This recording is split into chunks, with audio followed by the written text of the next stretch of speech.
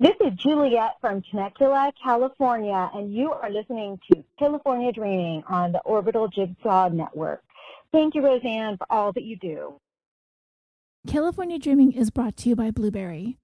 You know, there is a little bit more to making a podcast than just talking into a mic and hitting publish. You need more than that. And I'm talking about a reliable hosting service so your time can be spent working on your show. You also want accurate download numbers. You want to see the audience that you're reaching, and you're going to want a webpage that is simple and easy to work with. That's why I choose BLUBRRY. With its simple media hosting and fully integrated WordPress website, it can't get any easier. So if you host a show or if you're thinking about starting one, visit www.orbitaljigsaw.com/dream to give BLUBRRY a try for a month for free. BLUBRRY's support team will be right there every step of the way to help you migrate over so you won't lose any of your subscribers in the process. And if you're brand new to this, they can get your new show up and running. And with a month for free to try it out using promo code DREAM, what have you got to lose? There are a number of ways that you can support California Dreaming. You can follow us on Facebook, Instagram, and Twitter. You can spread the word about the show. You can recommend us in podcast and true crime fan groups, and you can leave the show a rating and a review on iTunes or whichever platform you listen to the show on.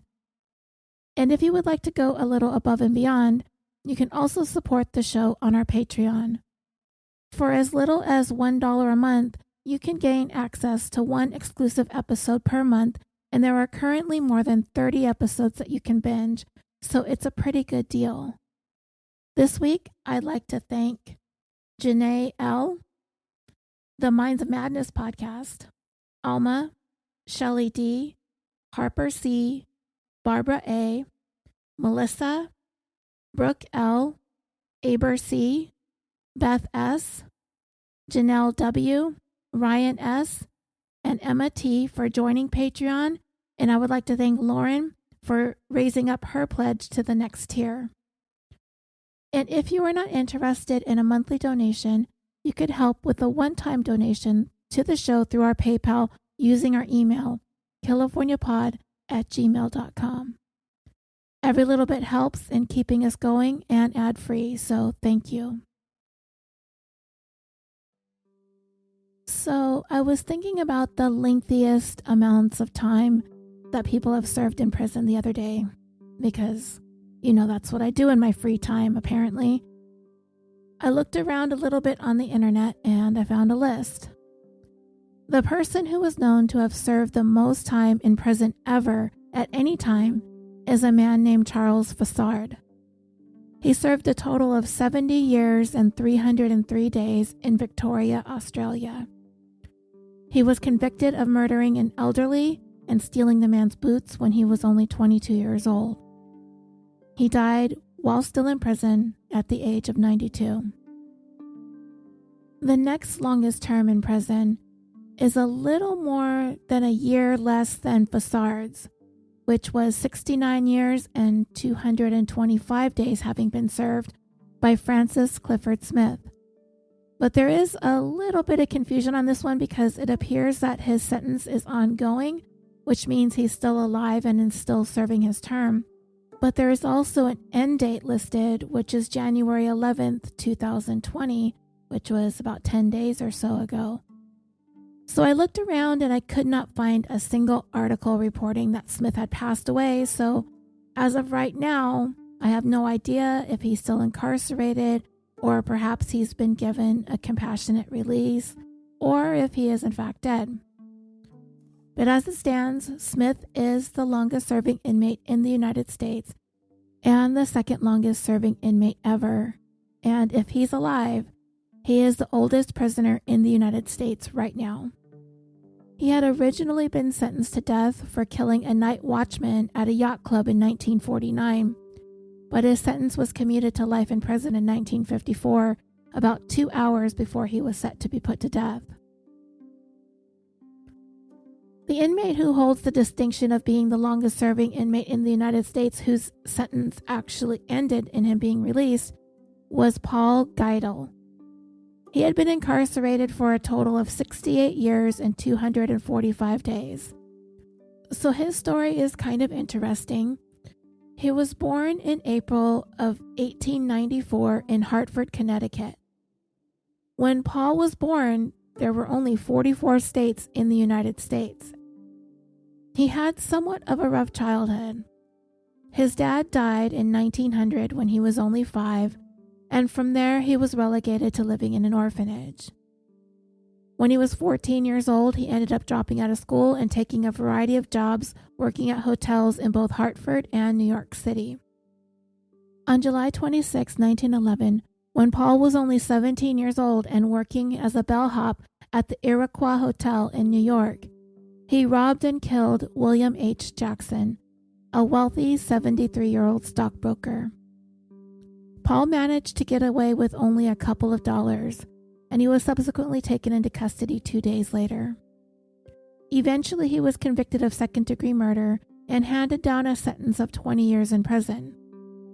By 1926, Paul had pretty much been a model prisoner and was about to come up for his first chance at parole when he was examined by doctors and they deemed him to be legally insane. At that point, he was moved to the Dannemora State Hospital for the Criminally Insane, where he was housed until 1972. He was then transferred to the Fishkill Correctional Facility, where they had the resources to house elderly inmates that would be more accommodating than a prison. And you can imagine that after so many years in prison, that Paul managed to develop some pretty good friendships with those who worked in the prison and those in charge. So much so that they occasionally treated Paul to some leisurely outings, such as baseball games. In August of 1974, when Paul was 80 years old, he was granted parole.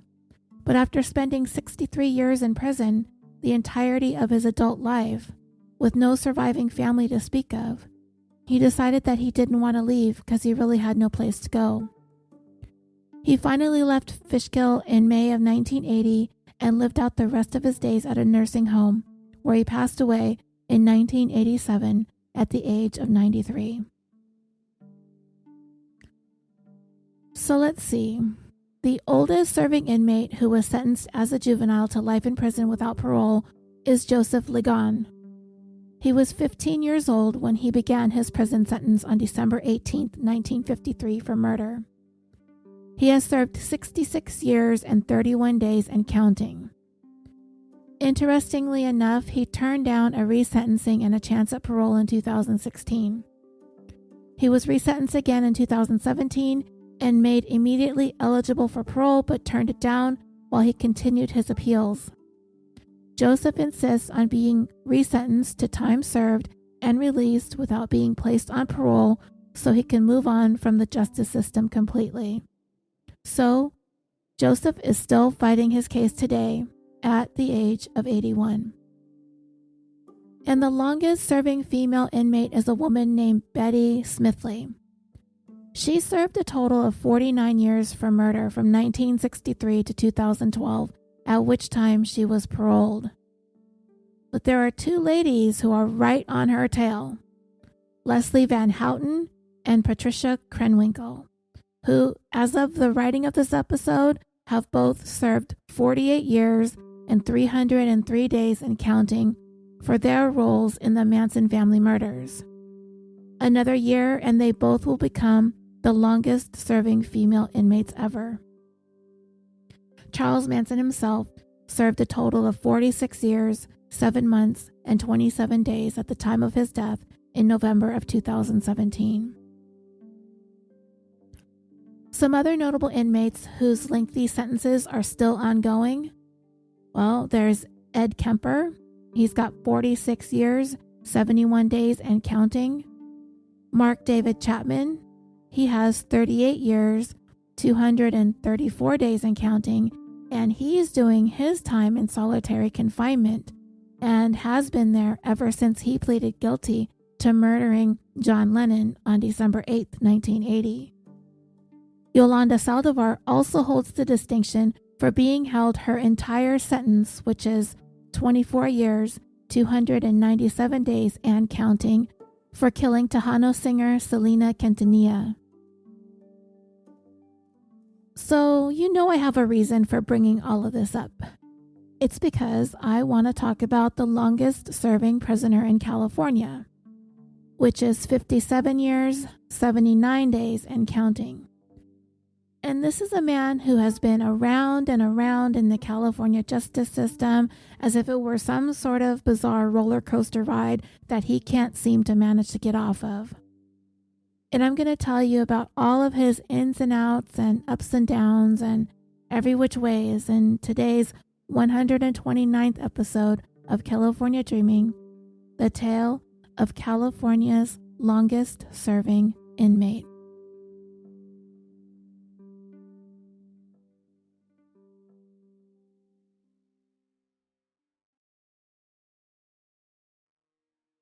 Our story today begins in 1962. What was going on in the world in the United States at that time? John F. Kennedy was the president, and the country was in the midst of what is known as the Cold War. The embargo against Cuba went into effect. As a result, all Cuban imports and exports were effectively banned. Later on in the year, Soviet missiles were photographed from a high-altitude aircraft being installed in Cuba, subsequently leading JFK to announce to the nation that there were indeed Soviet missiles in Cuba. West Side Story won the Academy Award for Best Picture. Wilt Chamberlain became the first and only person to ever score 100 points in a professional basketball game, and that record still stands to this day, 58 years later. The very first Major League Baseball game was played at the brand new Dodger Stadium. The first Walmart opened in Rogers, Arkansas. Marilyn Monroe was discovered dead at the age of 36. The golden age of radio came to an end as television had pretty much taken over, and Johnny Carson became the host of The Tonight Show, a position he would hold for the next 30 years. This period of time also marked the height of the civil rights movement in the United States. There was a great deal of racial tension as African Americans continued to fight for equal rights in this country when it came to schools, housing, jobs, and the integration of public facilities. But where our story takes place, in the farming town of Hanford, California, the racial conflict was not something that the residents of the area really needed to be bothered with. Their livelihoods depended on taking care of the crops and the livestock and the farmland. And if you listen to episode 105 when we covered the Zoot Suit riots, you'll recall that I talked about African Americans in the South heading north and west during and following World War II for better jobs and opportunities and less racism. California was one of those destinations. And during this time, in a relatively small town like Hanford, everybody knew everybody else. And everyone pretty much got along because there was that one common goal. The farming had to be done, and the kinds of fighting that was going on in other parts of the country, just nobody had time for that. And one of the farmhands who worked in Hanford was an African American man named Booker T. Hillery, and he worked on a farm a short distance away from the place where the story takes place, the home of the Miller family. The Miller family lived and worked just outside of Hanford, and they operated one of the most essential components when it came to farming.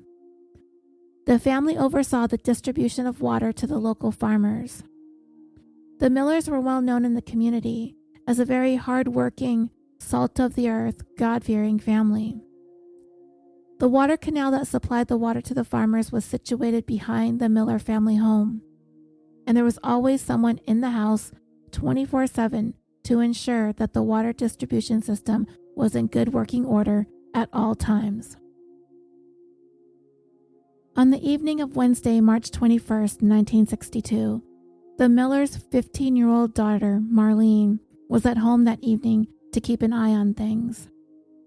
Her mom and dad had left at approximately 6:15 for the evening as they were attending some night classes, and her brother Walt was at work. The night was quiet and uneventful, and she spent most of the evening working on a dress that she was making for a date night that she had coming up that weekend. The lights were on inside the home, but the window shades were drawn, and the doors were all unlocked. At approximately 8:30 p.m., a woman named Bev Honegger had called the Miller home and had a brief conversation with Marlene. This was the last known communication that anyone had with her.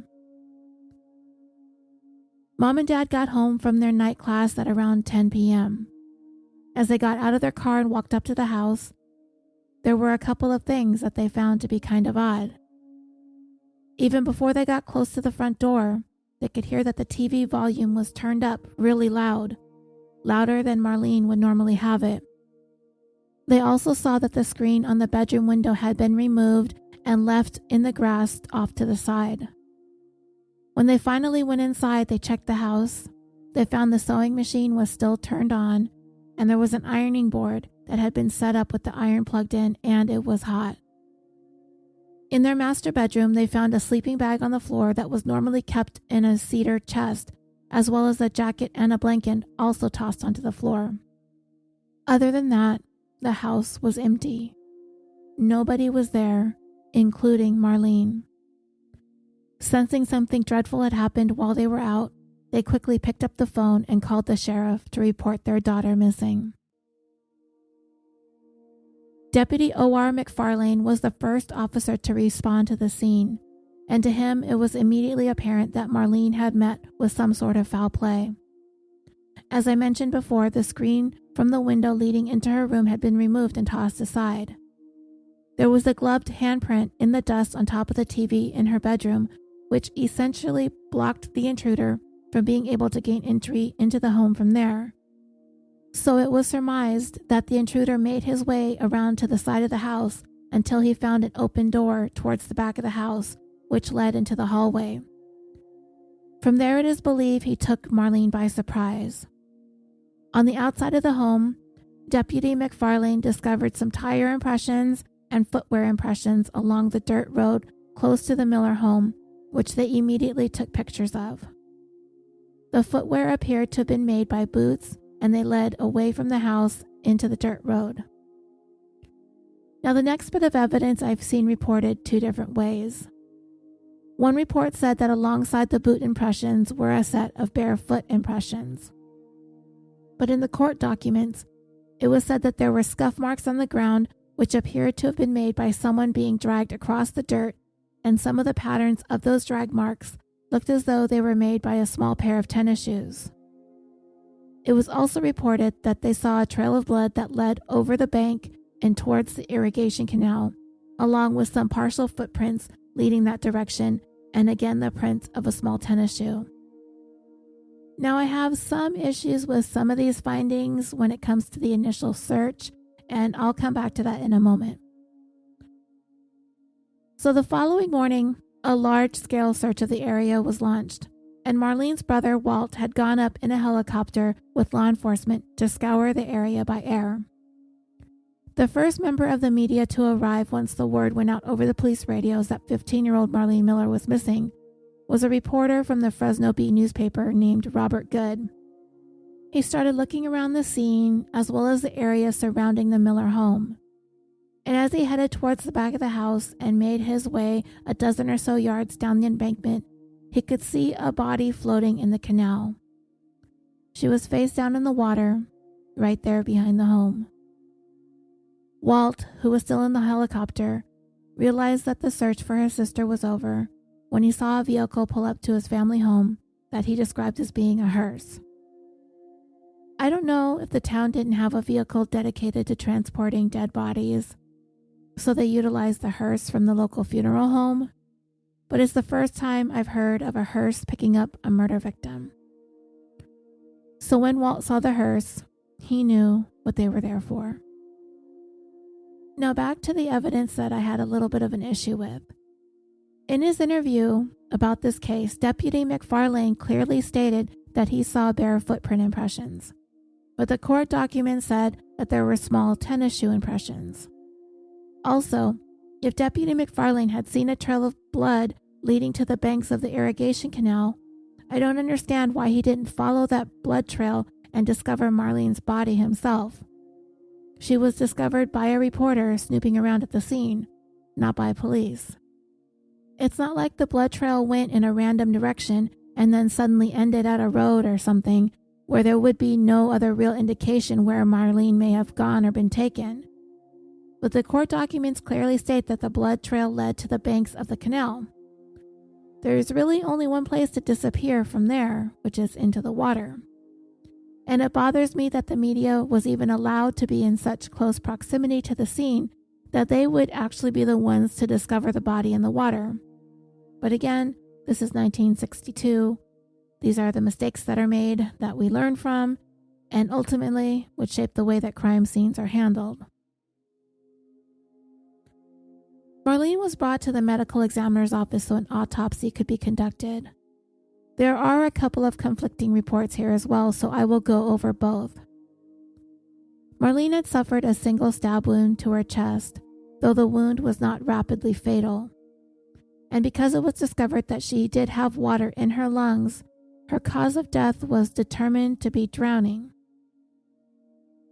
Marlene's hands had been bound behind her back with what looked like a thin piece of rope or string, and the knot appeared to be the type of knot that was frequently used by those who work on farms with livestock. It was a kind of knot that was effective in that it held tightly, but one that could be fashioned very quickly when a farmer is dealing with animals who might be trying to struggle or kick.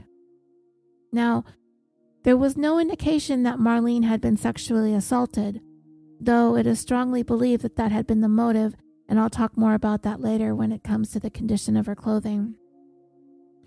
However, based on other numerous injuries found on Marlene's body, it was clear that she put up a fierce battle for her life, which may have led to her attacker abandoning the sexual assault, opting to stab her and throw her into the canal where she drowned.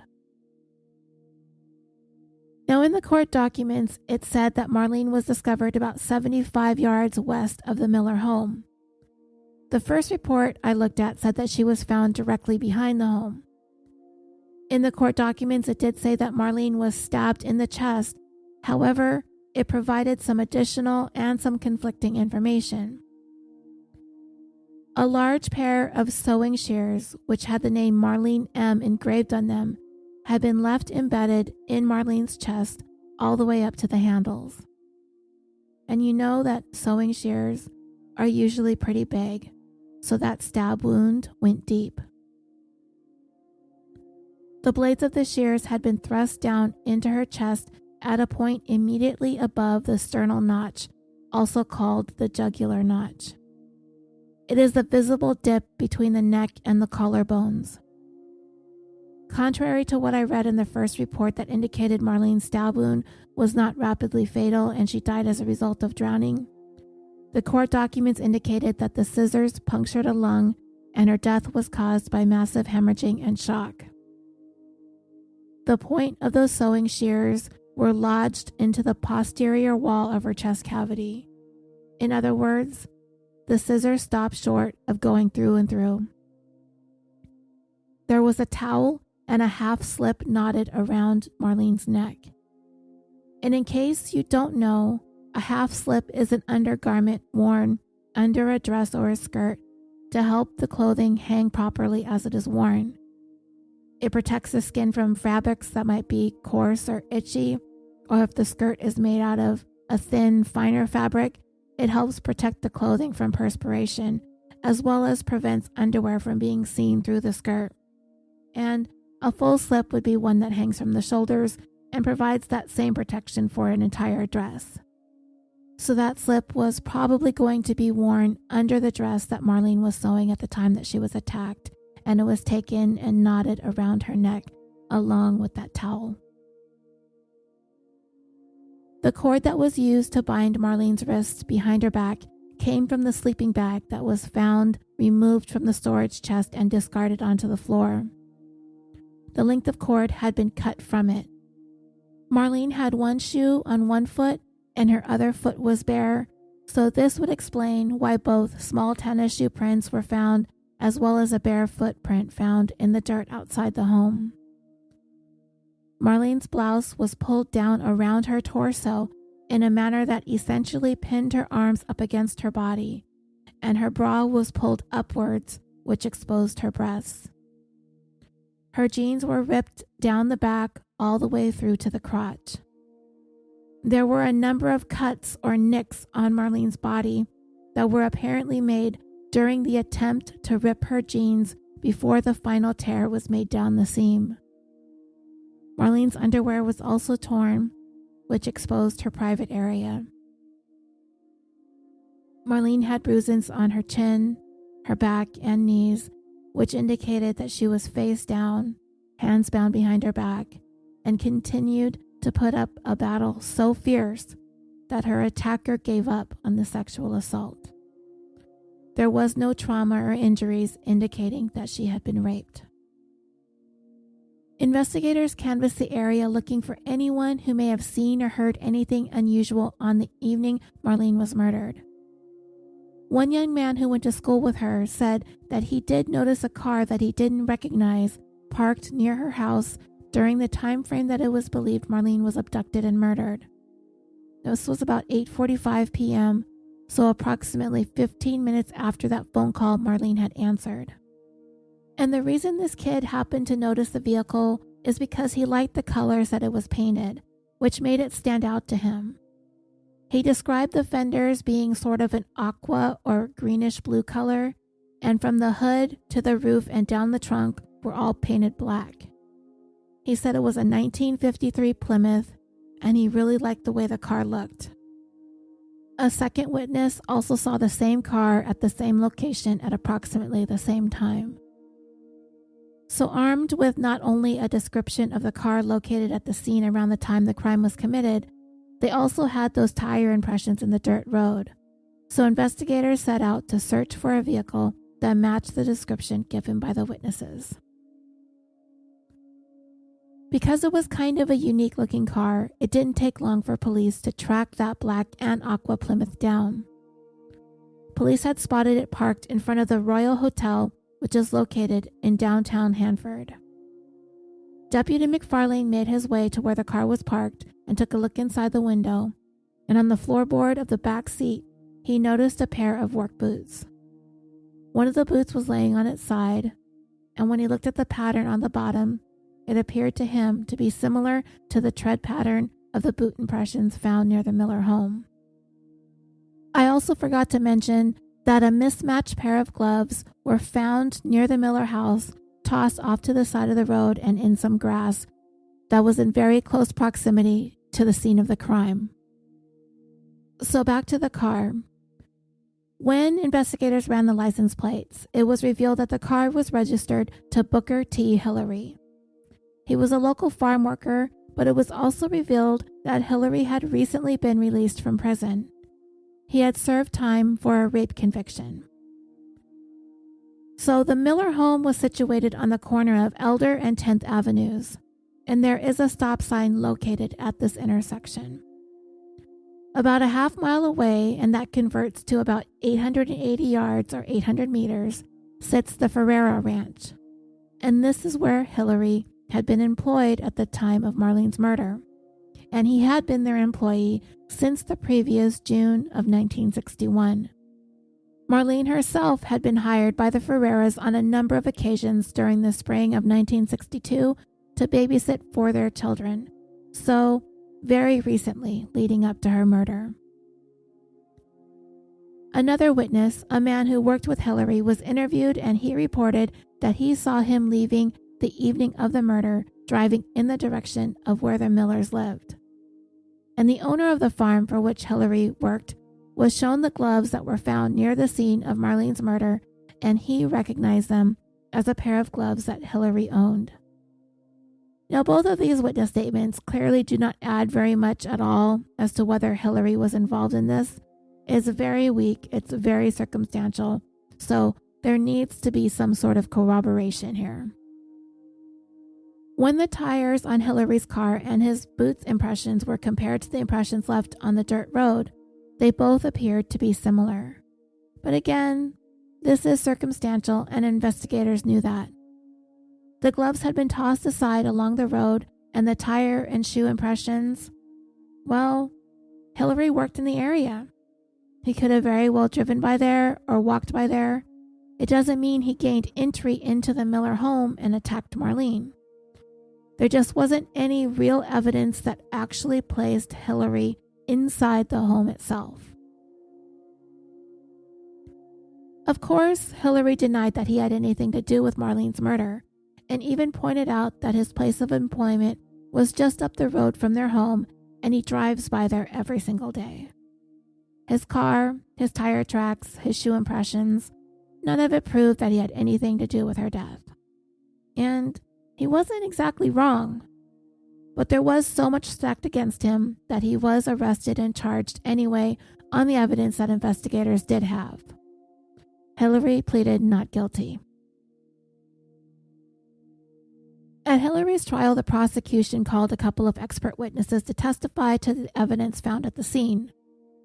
One expert who examined the photos of the tire impressions at the scene compared those to the ink impressions taken of Hillery's tires and said that the tire impressions were indeed made by Hillery's car. As for the boot prints, another expert testified that the impressions indicated that the person wearing the boots had walked in the direction of the Miller home and that those prints were determined to be a match to the boots found in Hillery's car. And I'll come back to the boots a little bit later on too.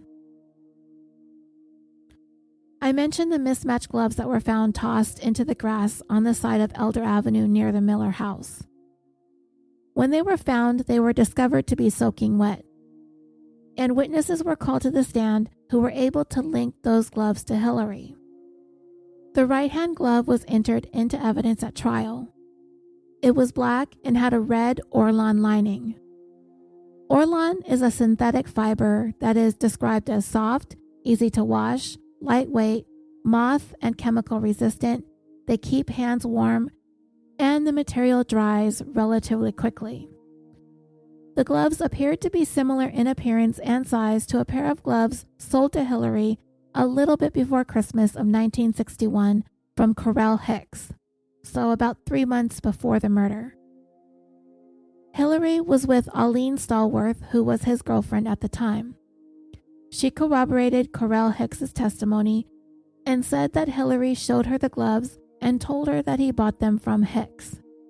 Stallworth also said that she did not know of any other gloves that Hillery owned that had a red lining like those ones did. About a week before the night of the murder, Hillery told his girlfriend that he had lost one of the gloves, and one of the mismatched gloves found near the scene looked like the glove that he had shown her. So Hillery replaced the missing glove with one that was similar but not a mate to the original glove that he had purchased back in December. That left-handed glove was made of leather and identified as similar in appearance to gloves sold at an Army surplus store in Hanford. The store manager testified that Hillery had been a customer of his and that on January 22, 1962, he handwrote a sales slip in the amount of $1.29 plus tax, and that gloves similar to the glove found at the scene were on sale at that time at his store for $1.29. That handwritten slip was found in the back seat of Hillery's Plymouth when it was searched subsequent to his arrest. Hillery's boss, Joe Ferreira, testified that about 2 weeks prior to the night of the murder, Hillery had complained to him that he had lost a glove. Hillery showed him the remaining glove, and thereafter he wore this glove along with a mismatched pair, both of which looked similar to him to those that were entered into evidence. A brown belt was also found in the grass off the side of the road near the gloves, but unlike the gloves, the belt was not wet. Hillery's boss testified that the belt looked very similar to the one that Hillery would wear to hold up his hip boots, which he wore at work. Then the belt did appear to have wear marks in the place where the hip boots would have been supported by this belt. And an expert testified that the marks on the belt could have been caused by supporting the hip boots, which Hillery wore frequently at work. I mentioned earlier that Hillery was arrested at the Royal Hotel located in downtown Hanford. Contrary to its name, it is not really all that royal. Based on the pictures I've seen, it's a pretty rundown place. And this is where Hillery was living at the time of his arrest. When his wallet was searched after he was taken into custody, he had one $10 bill and 5 $1 bills. Marlene's brother testified that the $10 bill, which was pretty crisp and brand new, appeared to be similar to a $10 bill that he had kept in his dresser, which he had discovered was missing. There was also testimony that one of the dollar bills was folded in a way that was similar to the way a bill would have been folded if it had come from his wallet. A mug that he kept in his room that contained nickels was also emptied, presumably by the intruder, and Hillery was found to be in possession of a small coin pouch that contained about 10 nickels, among other denominations of coins. Again, this testimony is highly circumstantial, and I honestly don't think that any of this would have been allowed in testimony if this trial were happening today. When Hillery was questioned at the time of his arrest about his whereabouts the evening of the murder, he claimed that he had picked up his girlfriend around 8:30 p.m. and spent the remainder of the evening with her at his hotel room. His girlfriend, Aline Stallworth, corroborated Hillery's alibi, claiming that he did indeed pick her up at 8:30. But then in subsequent interviews to investigators as well as at his trial testimony, Hillery provided a different story. He said that he left the Ferrera Ranch at approximately 8:15 p.m. and drove straight into town. The Ferrera Ranch and the Miller home were located in a rural area a few miles outside of Hanford. As he drove, he said he was driving directly behind the vehicle of a co-worker named Frank Costa. Then he said at about 8:40 p.m., he parked his vehicle across the street from the Royal Hotel and the adjacent Royal Cafe, at which time he went up to his room and stayed for a couple of hours. He showered and he got cleaned up. But the significant aspects of Hillery's alibi had been contradicted by a number of other witnesses. Co-worker Frank Costa testified that while he did drive away from the Ferrera Ranch with Hillery's car behind him, he no longer saw the headlights of his vehicle after he turned the corner of Elder and 10th Avenues, which is the corner where the Miller home was situated. He had slowed down a little bit, he looked back a couple times, and he did not see Hillery's car anymore that night. The owner of the Royal Cafe, which is the restaurant associated with the Royal Hotel, testified that she made it a point to make note of the cars that were parked along the street outside the hotel and the cafe, which she could clearly see from her establishment, and she would do so until about midnight, at which time she would close up. She testified that on the night of the murder, she did not see Hillery's Plymouth parked out in front until close to midnight. The Royal Hotel manager testified that during the evening of the murder, she was seated in her office per usual in a chair that faces the staircase that leads to the rooms of the hotel, and at no time did she see Hillery arrive at the hotel and go upstairs to his room. In his testimony, Hillery claimed that at approximately 10 p.m. on the evening of the murder, he went to a laundromat in Hanford and put his work clothes and a white leather jacket into a washing machine.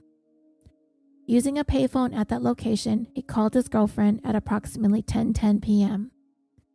And then about 10 minutes later, he drove over to his girlfriend's apartment and picked her up. This directly contradicted his first statement to police the night of his arrest that he picked up his girlfriend at 8:30 p.m. He said they went and got some food at a drive-thru and then returned to the laundromat to retrieve his clothing. He left the leather jacket at his girlfriend's apartment and spent the remainder of the evening in his hotel room. The following morning, police found the leather jacket, which was still damp, hanging over a heater in his girlfriend's apartment. Hillery told investigators that the reason why he needed to wash his clothes that night was because he had gotten cow manure all over himself while he was milking the cows at the Ferrera Ranch. But according to co-worker Frank Costa, who milked the cows with Hillery, He testified that he did not see any manure on Hillery's clothing when he left work that evening. Joe Ferreira, their boss, also testified that he had never known Hillery to wear his white leather jacket while he was doing farm work, but rather he would hang it in the supply room before going out to work. Then Hillery's girlfriend testified that she was the one that did his laundry for him. The last time she had done his laundry, she had given Hillery his clean clothes back to him earlier on the same day as the murder. She also testified that in the 9 months that she had been his girlfriend, she had never known him to take his laundry to the laundromat and wash his clothes himself, and she had never known him to put his white leather jacket into a washing machine. By taking the stand, Hillery subjected himself to cross-examination, and he was made to admit that he had a prior conviction of forcible rape, but he maintained that he was innocent of Marlene's murder. All of the evidence was circumstantial, and there was nothing definitive that connected him to the crime. There were no eyewitnesses to the killing, Marlene's time of death was never established, and his boot prints and tire impressions were away from the house along the dirt road, and that there was no proof that he was any closer than that to the Miller home. But the jury wasn't swayed by any of Hillery's testimony, and they convicted him of first-degree murder. Booker T. Hillery was subsequently sentenced to death. Hillery spent the next several years aggressively appealing his conviction. Those who put him away took issue with this because for years and years to come, he continued to drag the Miller family back into court every single time any of his appeals were heard. His main contention was a lack of evidence placing him inside the house. Of course, the jury is instructed to rely on circumstantial evidence just the same and interpret it how they will when reaching their decision as to whether or not there was reasonable doubt as to Hillery's guilt. Was the evidence enough to place Hillery at the scene of Marlene's murder? Well, the jury believed that there was. Hillery also appealed as to whether or not there was enough evidence to prove that this was actually a premeditated first-degree murder, the crime for which he was convicted. He would claim that there wasn't any direct evidence that established that any element of the crime was made in advance, with deliberation or premeditation. Now, in his appeal, Hillery asserted the following. None of the acts enumerated except the thrust of the scissors are sufficient to produce death or contribute in any way to it, and that because of the angle of the entry of the scissors, death here could have been completely unexpected from the thrust. There was no showing that what was done was likely to produce death. Okay, so when I was reading that, I was like, wait, what?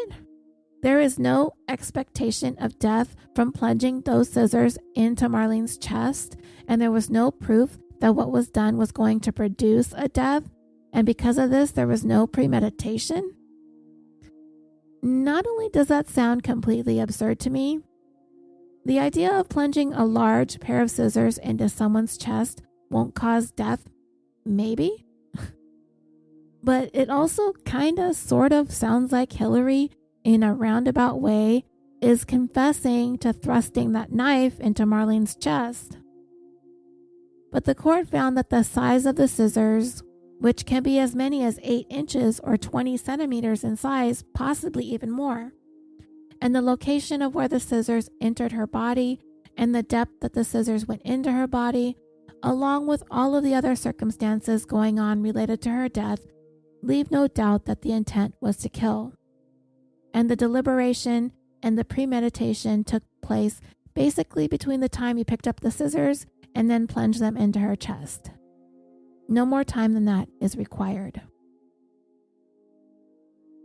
The court said the following regarding the other circumstances surrounding the stabbing with the scissors.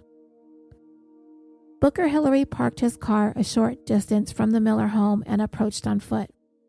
He removed a screen from the window in Marlene's bedroom, but could not enter by that means because his way was barred by a television set, which the above-mentioned gloved handprint was later found.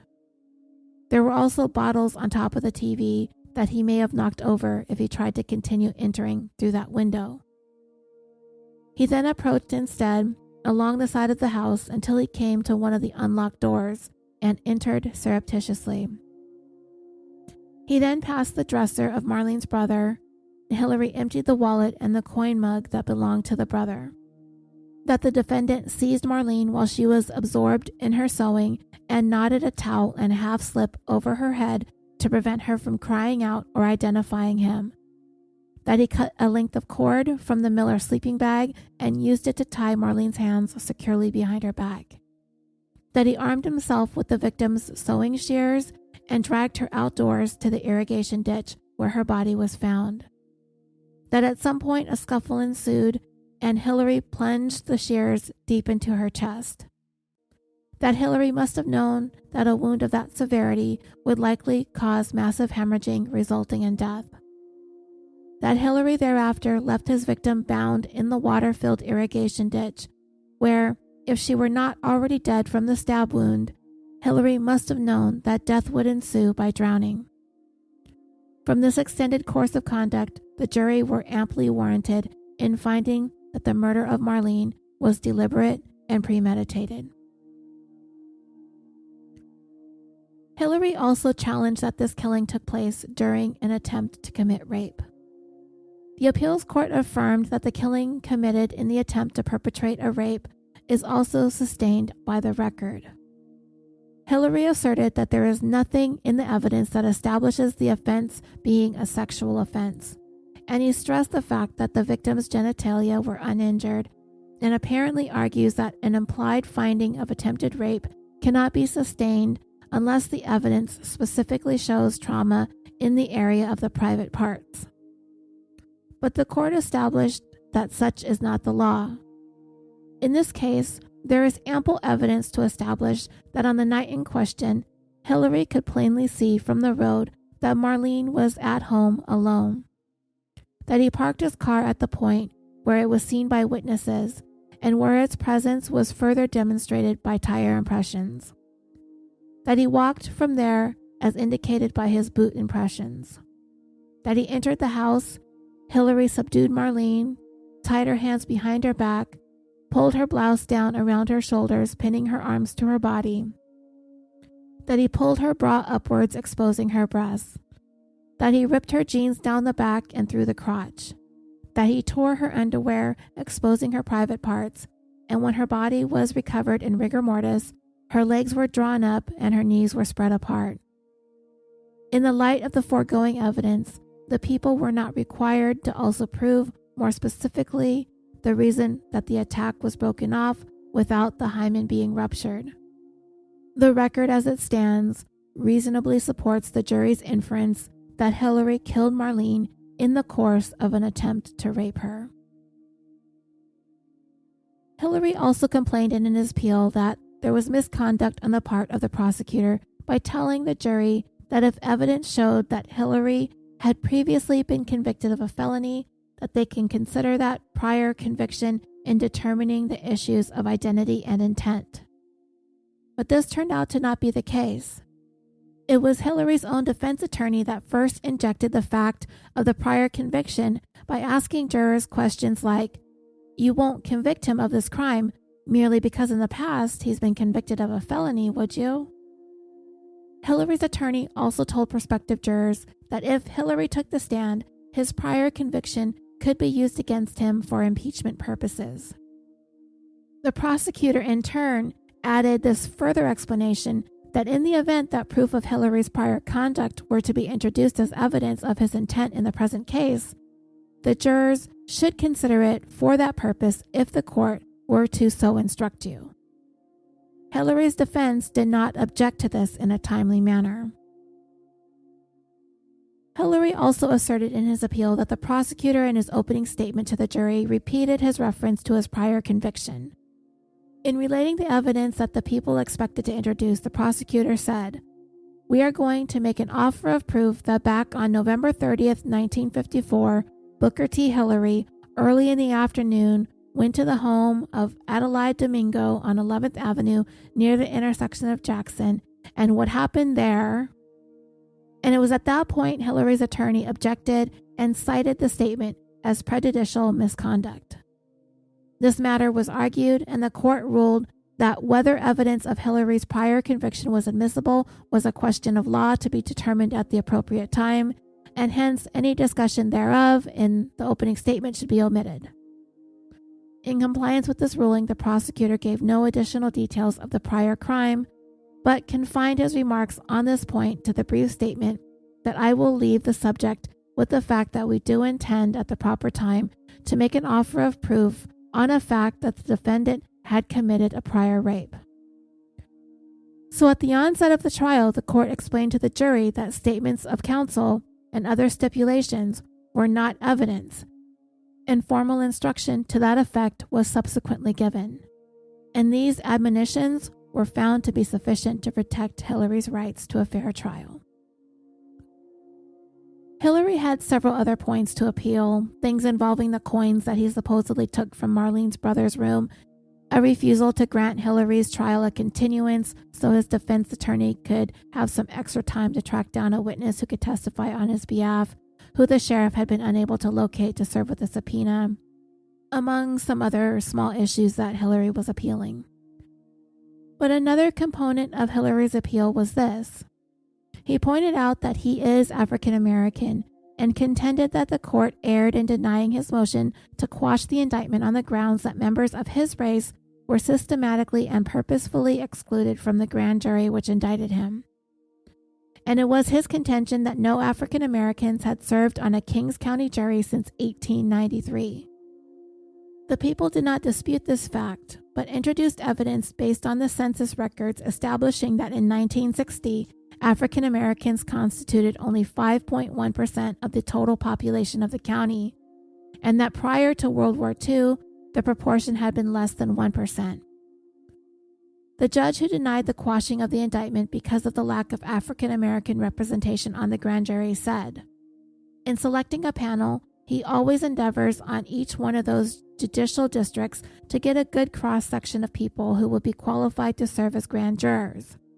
That he consistently tried to get a distribution of racial descents, tried to get both sex represented, and tried to get occupations from farmers to business people, so it would be a real representative group of people, and that since he took office in 1956, he had not had any African Americans on the panel, not through a lack of desire, but purely through a lack of ability to find any that the court felt would make a proper grand juror." The judge had even pointed out that he had asked Hillary's defense attorneys to suggest the names of some African Americans who might be qualified to serve, and had considered selecting one of his suggestions, but he was unable to fulfill the duties required of him as a juror. At the time, the court determined that there was no systematic exclusion of African Americans from the grand jury that indicted Hillery. But that would change some years later. But for now, Hillary's initial appeal would all be unsuccessful. Then a thing happened with the Supreme Court in 1974. The death penalty in the United States was ruled to be unconstitutional, cruel, and unusual punishment. Because of this ruling, every person on death row in the United States had their sentences commuted to life in prison, including Booker T. Hillery. The Supreme Court would end up reversing its decision 2 years later. However, those who had had their death sentences commuted to life could not be reinstated. So Hillery would continue on with his various appeals and legal maneuvers. Then, in 1983, Hillery raised the issue of having no African Americans on the grand jury yet again in another appeal, and this time a judge affirmed the appeal, effectively reversing Hillary's conviction and ordered that he either be set for retrial or he be set free. And this is now some 21 years after Marlene's murder. To the current prosecutor that was assigned to the case, it didn't make any sense, because to him, if you review the transcripts from the grand jury indictment, it is clear that anybody of any race would come to the conclusion that there was probable cause to indict Hillery on the charges. So this was going to be a huge undertaking for the new prosecutor, to be made to retrial, and by the time they would be ready to go to trial, it would be a case 24 years after the original conviction, and it's not going to be easy. The physical evidence on the case was still in storage in the evidence room. The boots, the gloves, the belt, Marlene's ripped jeans, all of those things. However, 21 of the original witnesses who testified at the first trial were dead. So the investigator on the case had to sit and read hundreds and hundreds of pages of their testimony, including all the transcripts from Hillary's various appeals over the years, to get everything on the record for the new trial, and it was daunting and tiresome. So what the new investigators wanted to try to do was to take a look at the physical evidence that was collected at the time to see if technology could bring about anything new that they had not previously examined. Now remember, this is the 1980s, so science has advanced to an extent, but not so much that they're going to be able to find DNA on the gloves or clothing. But they did have something very important that experts back in 1962 could not quite figure out. The first things that were examined were the boots found on the floorboard of the backseat of Hillary's car. When they were looked at in preparation for the second trial, the shoe print expert noticed something that had been overlooked the first time. Hillary had denied that he walked up to the Miller house, and the argument could have been made that there are lots of farm workers in the area, and many, if not all of them, tended to wear work boots. But the thing about Hillary's boots was there was something about them that was unique. They had been modified. The soles of the boots were the original manufacturer soles from the Wellington boot factory, but the original heel had been replaced.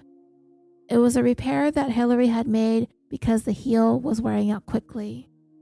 And when he did so, he essentially made this boot print one of a kind. When that boot print was compared to the shoe impression found near the Miller home, they were identical. The soles matched, the custom heel matched, and there were also the same 5 individual accidental marks found in the sole of Hillary's shoe. Those showed up in the impression in the dirt as well. The tire impressions were also compared again to look for any accidental cuts that may have matched up, and they did indeed match Hillary's tire up with the impressions in the dirt, which also included a distinctive manufacturer defect in the tire. So this took care of any question as to whether or not these impressions in the dirt were made by Hillary or by another random farmer in the area, which had been a part of Hillary's argument to explain away the evidence. But this still only placed Hillary close to the house. It didn't quite put him inside the house yet. However, as the investigators were poring over the transcripts of the first trial, he noticed that one of the detectives stated on the night of the murder that Marlene's mother was asked to vacuum up the carpet in the living room where they believed the abduction took place, and they collected the bag from her vacuum and took it into evidence. When the contents of the vacuum were examined in 1962, most of what they found were the usual things that would come up into a vacuum from carpeting: dust, dirt, fibers, etc. But they also did notice some strange particles. Very, very tiny pieces of trace evidence particles that no one for the life of them could figure out what these little particles were. They simply did not have the technology to try and figure out what they were made of or where they came from. All they could determine at the time were the size, shape, and color of these particulates. Well, those particles found in Marlene's mom's vacuum were still in her case file, so they had those sent to an independent forensics lab in Chicago for further analysis. A forensic microscopist named Skip Palanek was given the task of attempting to identify those particles. Once he looked at the way the particles were shaped, he was able to tell how they were formed. When he put them under his microscope, he recognized them as being paint.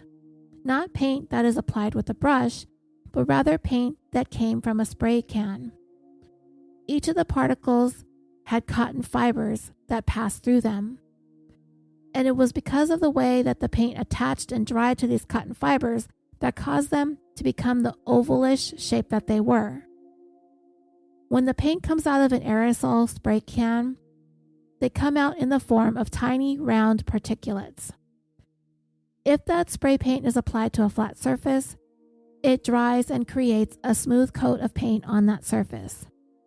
But if that spray paint is applied to a fiber, the tiny round particles land and react differently. Once those spherical particles land on a fiber, when it dries, Palahniuk called it capillary forces that cause the ends of that sphere to draw out long ways along the fiber itself, causing it to go from round to almost a football shape with two pointed ends. So this paint was sprayed onto a fiber. It dried, and this fiber was essentially shedding these tiny oval-shaped particles all over Marlene's living room carpet. Palahniuk also identified the elements in the paint as being titanium, lead, and iron. And when the paint's molecular composition was examined, it was determined to be an oil-based paint colored with Prussian blue pigment. These results were charted on a graph by Palahniuk as well. Now, the question that needs to be answered is, where did these particles come from and how did they end up in Marlene's living room carpet? As there was nothing in the house that appeared to have been shedding those types of particles. So they decided to take a chance and look at Hillery's 1953 Plymouth, which, after all those years, was still in the possession of the police department in their tow yard. Amazingly. They brought the car over to the lab to examine the interior of the vehicle. One of the scientists noticed that the inside of the roof of the car was lined with a material made out of cotton. You guys remember back in the old days when your parents' or your grandparents' car was getting old and the headliner started sagging and hanging down from the roof inside the car, and if you opened the window while you were driving, that thing would be flapping all over the place? By the time they got to Hillery's car, the headliner was nearly completely detached and hanging all over the inside of the car. Well, that cotton material at some point had been painted with the blue spray paint. So when a section of the headliner was pulled off and examined under a microscope, it was revealed that there were thousands of these little oval-shaped blue particles stuck to the headliner. Those tiny blue balls of paint were created by Hillery himself when he decided to spray paint his headliner. And why in the world would someone spray paint the cotton material on the inside of their vehicle like this? Well, my best guess is that it was a cheap and easy way to cover up stains or unsightly water damage or possibly age or discoloration of the headliner, which is usually a light-colored material. So the inside of the car was thoroughly vacuumed, and the trace evidence picked up by the vacuum was analyzed. Thousands and thousands of those same blue oval paint balls were found all throughout the passenger compartment of the car. So not only were these things stuck to the headliner, they were also being shed throughout the vehicle and presumably all over anyone riding in it. And upon further examination of the particles found in Marlene's living room and the particles found in Hillery's car, they were found to be identical in shape, color, chemical, molecular, and elemental makeup. And both used Prussian blue in the makeup of the paint's color. So every time Hillery drove his car, these microscopic paint balls would shed from the headliner and onto his clothing and into his hair. These particles followed Hillery everywhere that he went, and he never realized it, as they weren't visible to the naked eye, or at least they were not distinguishable to anything else that might be on his clothing, like dust or lint. So when Hillery broke into Marlene's home and attacked her, those microscopic paint particles dropped off of him and onto Marlene's living room carpet. Finally, investigators had the evidence that definitively placed Booker Hillery inside the Miller home. And in 1986, when Hillery was tried once again for Marlene's murder, He was convicted based on the new forensic evidence discovered in the reinvestigation into the case. The maximum that he could be sentenced in the case was 25 years to life in prison. When I searched Hillery in California's inmate database, he was listed as having been admitted into the Department of Corrections in 1955, which I believe is related to his first conviction. For Marlene's case, he was arrested and tried in 1962, so some 7 years after his first conviction, and had been out less than a year by the time he killed Marlene. It lists his parole date beginning June of 1969, but at that time, he was sentenced to death, so he would not have had a parole date listed. I guess that what that is it was revised once he was resentenced in 1986. And that would make sense because within a year of his second conviction, he went up for parole in 1987, but that was denied, due in part to about 17,000 signatures collected protesting his release. Hillery went up for parole again in 1993 and was denied again. He was denied yet again in 2003, and that's the last that I could find anything related to Hillery's parole hearings. I don't know if the media has simply stopped reporting on it, or if Hillery has given up. Today, Booker Hillery is 88 years old and is currently housed at the California Healthcare Facility in Stockton, California.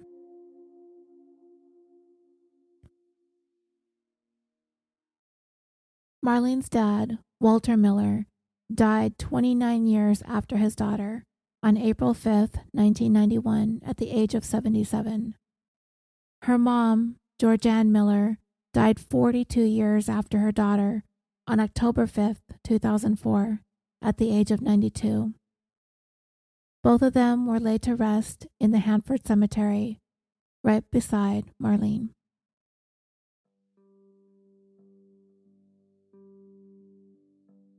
There is one last bit of irony in the case of Booker T. Hillery.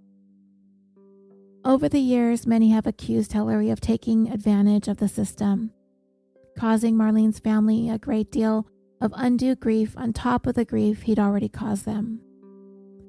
I tend to disagree with that assessment because our system allows him the right to appeal, especially when faced with the death penalty, as to ensure that he received a fair trial. But at the same time, Hillery's intentions were never to make things easy on the family of the victim, particularly since he had been adamant that he had nothing to do with this crime. So why would he, right? But he definitely did take full advantage of the system and used every possible chance that he had to work it and hoped that something would stick. He wasn't going to go away quietly. And he has no obligation to, and nothing but time on his hands. However, in all of his legal wrangling, Booker T. Hillery would end up becoming his own worst enemy in all of this.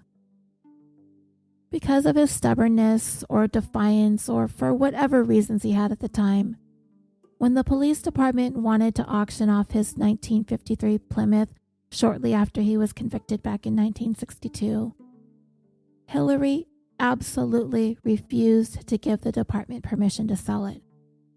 As a matter of fact, in order to stop the sale of his vehicle, he filed a motion in federal court suing the county to prevent them from selling the car. They managed to reach an agreement. If Hillery would withdraw his lawsuit against the county, they wouldn't sell it. When I saw this particular bit of information, I couldn't help but smile at the ridiculousness of it all. Because I kept thinking, why, Booker T. Hillery? Why are you insisting that the police department store this big old clunky rust bucket for you? Did he think he was going to win an appeal and get out of prison and drive home in it? I wondered if he owed restitution to the court or to the family, and if the car was sold, then the proceeds would automatically be taken from him and put towards what he owed. And then I thought, maybe this was just his way of going against what the police wanted to do.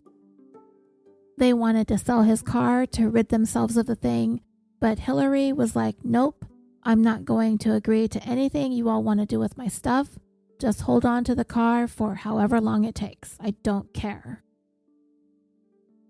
Well, because of his insistence on the police storing his car, Booker Hillery effectively handed them the forensic evidence that would be used years later to convict him.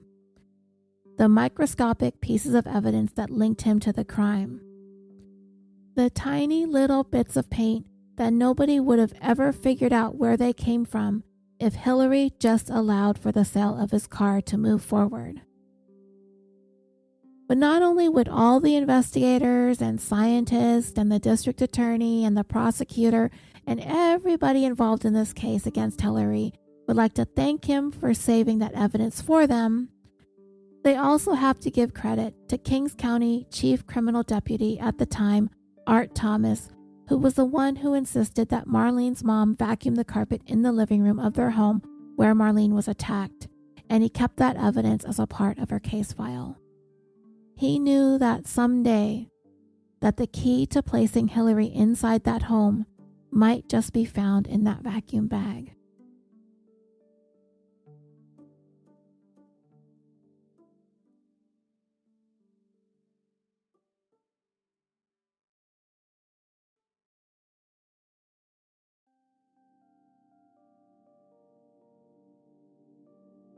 And that will bring this 129th episode of California Dreaming to a close.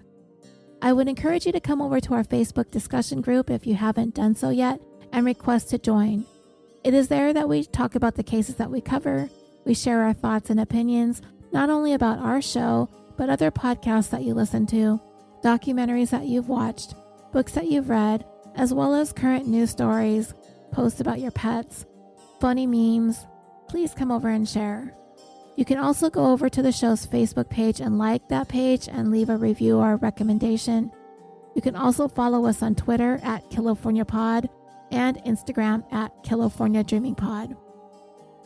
And this week, I would like to wish a very happy birthday to Tina E., Sarah M., and Louise P. on January 24th, Crystal H. on January 25th, Alfie the Wonder Dog, who is on Instagram with me, Felicia S., and Alice C. on January 28th.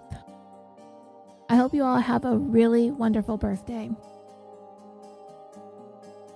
California Dreaming is brought to you by the Orbital Jigsaw Network, a podcast production company on a mission to create some of the best podcasts to listen to, with an amazing roster of shows with content including true crime, history, sports entertainment, gaming, and social media.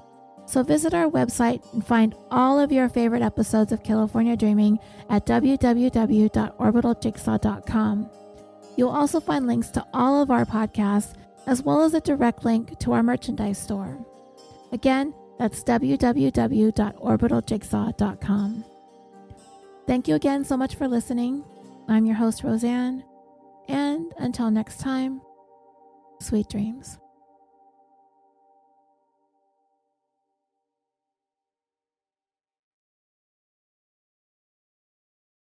Some of the most heinous murders are the ones you've never even heard of. From Michael Ojibwe and Reach Freaks Media comes Invisible Choir, a new form of investigative true crime storytelling that brings the most depraved and under-investigated crimes to life. They slammed the kid on the ground and stabbing their baby out here in the middle of the They're stabbing their baby? With actual audio from the events, including 911 calls, police interrogations, and confessions. I shot my wife in the temple of her head, and I put her in the freezer. When I checked on her tonight, she's not dead. We'll take you on an unforgettable emotional journey to the marginalized communities and crime scenes themselves to bring visibility to the unseen.